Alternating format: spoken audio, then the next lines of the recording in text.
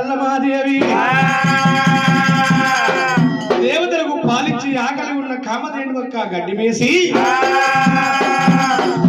మేసిన కామధేనువు దప్పిక కొని కాలింగాల మడుగు లోపల నీళ్లు తాగదామన్న సమయాన భూమికి పుండు పుట్టిందాట. ఆ పుండు లోపల కామధేనువులు దిగబడిపాయే. అదే సమయాన బాలముని రాజు ఏరవచ్చిండు. తన చేతులున్న సురనాగమిత్తం సహాయంతో కామధేనువు తీసి గడ్డ మీద వేసినందుకు ఆ కామధేనువు మునిరాజు యొక్క వృత్తాంతం అంతా తెలుసుకొని, బాలవీరుడా భక్తవత్సల నీకు పెళ్లి కాలేదంటూ నువ్వు 60 ఏళ్ళ పెద్ద మనిషివి,